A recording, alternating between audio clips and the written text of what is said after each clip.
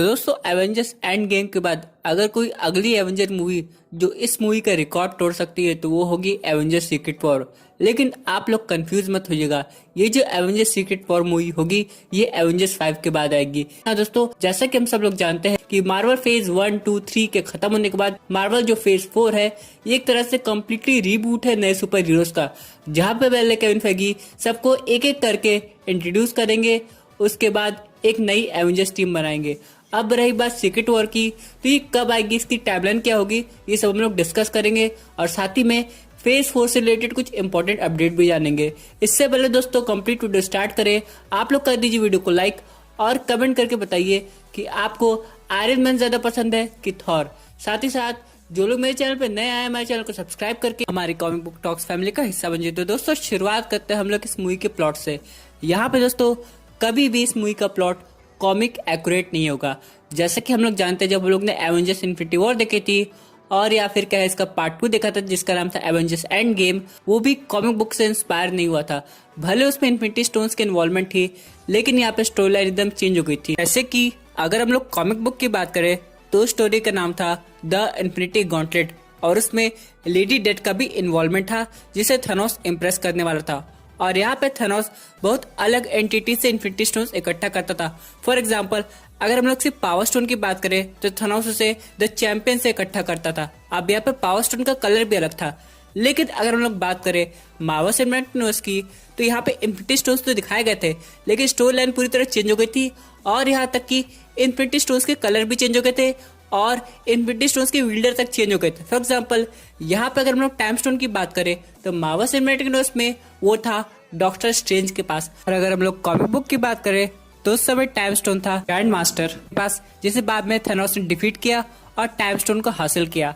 अब यहाँ पे दोस्तों अगर हम लोग सीक्रेट वॉर की स्टोरी लाइन की बात करते हैं तो यहाँ पे जब भी मार्वल सिनेमैटिक यूनिवर्स में उसे दिखाया जाएगा एग्जैक्ट कॉमिक एक्यूरेट कभी नहीं होगा, क्योंकि दोस्तों इससे लोगों को स्टोरी पता लग जाएगी कि आगे क्या होने वाला है। इसलिए रूसो ब्रदर्स अपने हिसाब से स्टोरी को चेंज कर सकते हैं और यहाँ पे हो सकता है एवेंजर्स इन्फिनिटी वॉर और एवेंजर्स एंड गेम की तरह भी एवेंजर्स सीक्रेट वॉर को 2 पार्ट में बनाया जाए।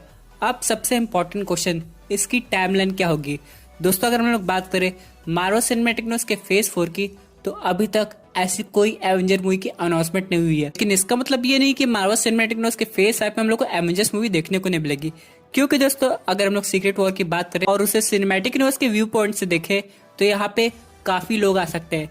यहाँ पे इटर्नल्स आएंगे, उसके बाद म्यूटेंट्स आएंगे, फिर यहाँ पे अगर मार्वल सिनेमैटिक यूनिवर्स चाहे तो इनह्यूमंस का इन्वॉल्वमेंट और डिफेंडर्स का इन्वॉल्वमेंट भी हो सकता है। वैसे दोस्तों डिफेंडर्स से याद आया, एक चीज और की जा रही है फैंस की तरफ से, अगर यहाँ पे इलेक्ट्रो का इंट्रोडक्शन हो सकता है वो भी वही सेम एक्टर के साथ, जे जॉनर जेमसन का भी इंट्रोडक्शन हो सकता है, तो यहाँ पे जो बाकी डिफेंडर्स है उनको रिबूट करके सेम एक्टर के थ्रू कास्ट कर दिया जाए। इसका मतलब ये है भले उनकी स्टोरी लाइन एकदम स्टार्टिंग से दिखाई जाए लेकिन जो भी कैरेक्टर्स है वो पुराने एक्टर्स प्ले करे, ये फैंस लोग चाहते हैं, तो ऐसा केविन फेगी को करना चाहिए।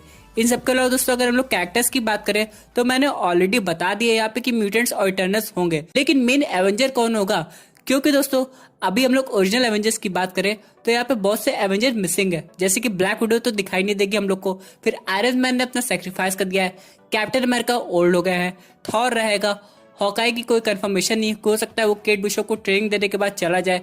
उसके बाद यहाँ पे हल्क का भी इन्वॉल्वमेंट होना चाहिए, क्योंकि दोस्तों हल्क और थॉर एक ऐसे एवेंजर है जो इस मूवी की हाइप बढ़ा सकते हैं। और दोस्तों रही बात विलन की तो रूसो ब्रदर्स चाहे तो विलन को भी चेंज कर सकते हैं।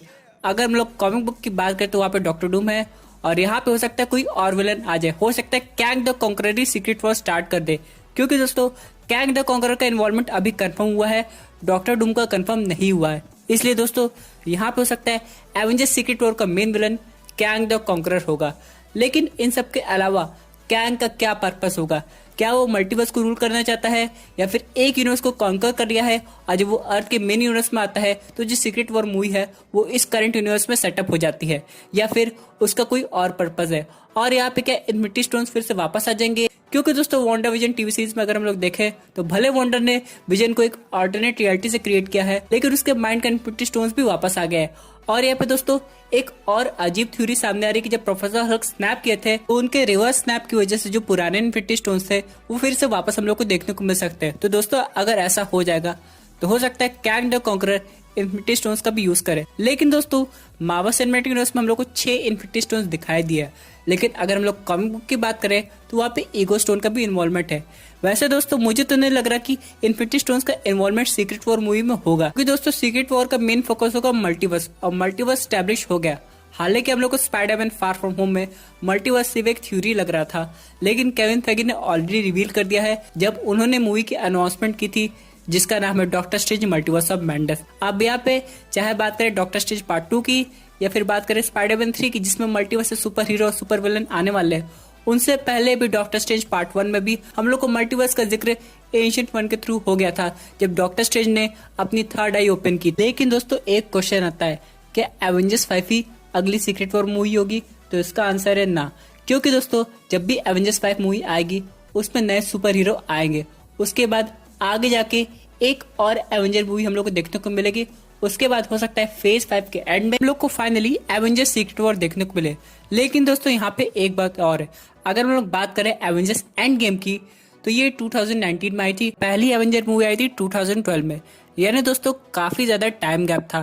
तो यहाँ पे हम लोग 10 इयर्स का टाइम गैप नहीं कर सकते तब हम लोग को जाके एवेंजर्स सीक्रेट वॉर देखने को मिले।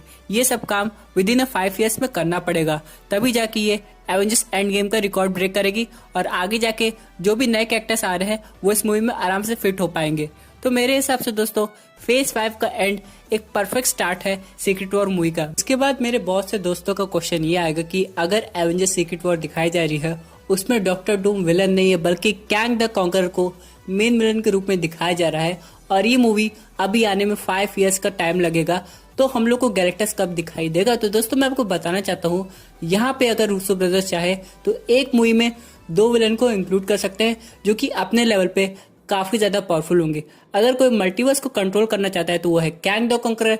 लेकिन दोस्तों अगर कोई अलग यूनिवर्स से आके या फिर करंट यूनिवर्स से आके अर्थ को या बाकी प्लैनेट्स को कंज्यूम करना चाहता है तो वो होगा गैलेक्टस। तो दोस्तों कितना अच्छा लगेगा अगर कैंग द कॉन्करर और गैलेक्टस मिलके बाकी सब सुपर हीरो से फाइट कर रहे हो जो कि एक ऑल्टरनेट रियलिटी में एग्जिस्ट करते हो। इसी के साथ दोस्तों बात कर लेते हैं अपने अगले अपडेट की जो कि रिलेटेड है ब्लैक पैंथर 2 मूवी से। यहाँ पे ये कहा जा रहा है दोस्तों इस मूवी में CGI का यूज होगा ताकि हम लोग चैडविक बोसमैन को फाइनली मूवी में एक ट्रिब्यूट दे सके और उसकी स्टोरी आपको एंड कर सके। For example black panther 2 movie में हम लोग ब्लैक पैंथर को एकदम से गायब नहीं कर सकते, हम लोग को उसे दिखाना पड़ेगा, उसकी स्टोरी समझानी पड़ेगी, फिर उसके बाद उसकी डेथ कैसी हुई ये सब समझाना पड़ेगा और ब्लैक पैंथर के जाने के बाद उसका मेंटल को कौन हैंडल करता है ये भी दिखाना पड़ेगा ताकि हम लोग को ब्लैक पैंथर 2 समझ पाए।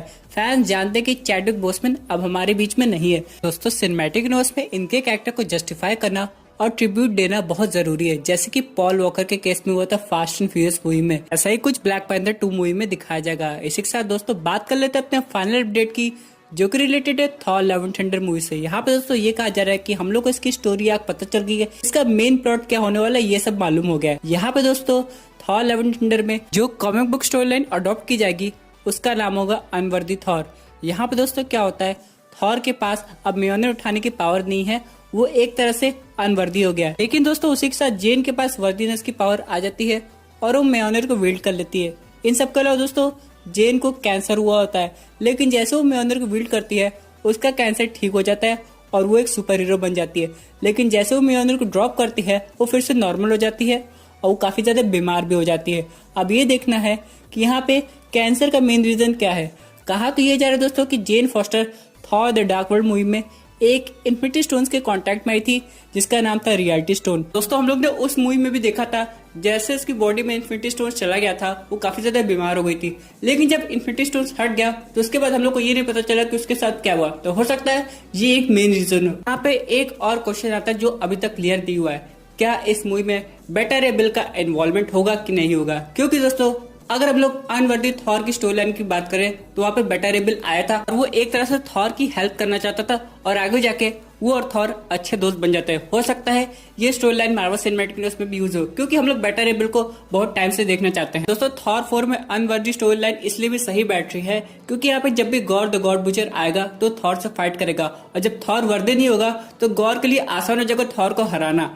इसलिए अब देखना ये होगा जब थॉर पे गॉर अटैक करता है तो यहाँ पे फिर जेन फॉस्टर की एंट्री कैसे होती है। तो ये थी एक अमेजिंग अपडेट जो कि रिलेटेड थी एवेंजर्स सीक्रेट वॉर मूवी से। आई होप आपको ये वीडियो पसंद आई होगी। वैसे आपके क्या व्यूज है इस पर्टिकुलर टॉपिक पे अपने व्यूज जरूर कमेंट कीजिएगा। और दोस्तों अगर आप ऐसे unique super hero content enjoy करना चाहते हैं तो हमारे चैनल को सब्सक्राइब करके हमारी सुपर हीरो फैमिली का हिस्सा बन जाइएगा। Thank you for watching.